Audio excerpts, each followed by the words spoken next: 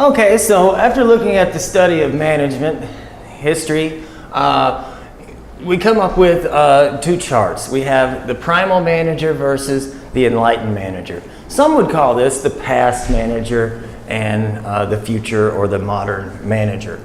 But as you can see, through the history that we just looked at, in the past, the Primal managers were order givers, the privileged elite.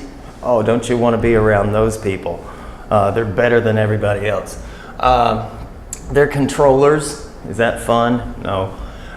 Ego-centered. Nothing drives me crazier than arrogance and egotistical people.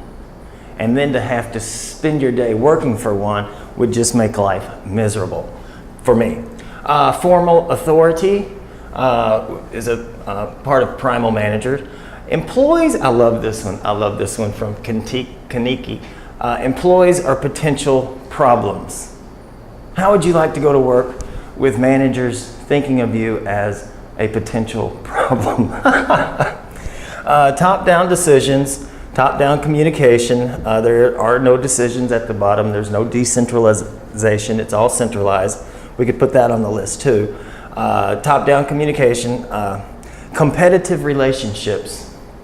Oftentimes, the Primal manager will create competition and competitive relationships within the organization.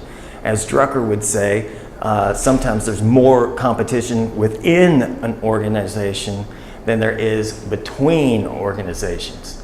So managers, with lack of anything better, a better method, pit the employees against each other. And that's not teams. That's not teams. That's competition amongst the employees. And that can be very frustrating. Hoarding information is another characteristic of the Primal manager. Keeping everybody in the dark. You might have heard the term mushroom management. Mushroom management is where you keep the employees in the dark and covered in duty. So hoard information, keep everybody guessing. You can't trust them with information. And they resist change. So historically, you can imagine what Mary Parker Follett went through and getting people like this to change and think of a new way of doing things. And also the carrots and sticks, meaning if you don't do it, you get whipped, and if you do it, you get a carrot. Which puts an ass on top of a donkey. So it's an ass on, which is Theory X management. So the Enlightened manager, the new, modern, Enlightened manager, is more of a facilitator, a team member. Here again, the power distance is low. It's more like the manager being a sixth person on the basketball team. They're teachers, coaches, and they're supportive. It's not us versus you, it's us. There is an employee focus, which results in the customer focus, because employees are potential gold mines. If we can cater to the needs of the employee and get them satisfied with work to the point that they enjoy work, then they should enjoy taking care of the customer, and the customers come back, and we have a repeat business and a better chance for sustained profitability. Two-way communication. Hey, the employees know stuff that would help the organization. Instead of treating them like lepers and not talking to them, getting information from them, we need to get that information. There's cooperation amongst the manager and the employees. They share information, they facilitate change, and they respect the employees. Why would they respect the employees? Because the employees are a potential gold mine. So, going through the history, we've seen how employees aren't treated, they're treated like machines. The humanistic factors are not included.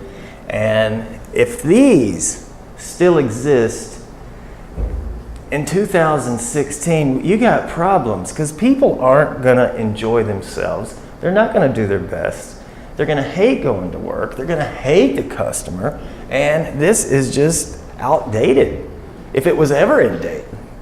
So moving over to here, this is the way, this is where management is today. And this is what is going to get better results. Because I can enjoy this. I'm respected. But here, I don't feel like really going the extra mile. I'm just trying not to get fired over here as an employee.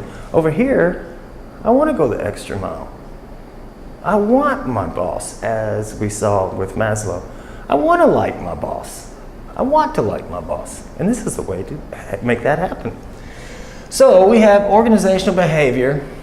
Who would have known that it's important that we study people at work and what makes them tick, what makes them want to do their best. Organizational behavior, the study of the understanding and managing people at work. Understanding and the management of people at work. So we can see how back in the day the employee really didn't matter, but now employees matter. So I feel sorry for you if you're dealing with one of these people. I guess evolution is going to take care of them. And if you're over here, if you're experiencing this, you're a very lucky person. So there you go.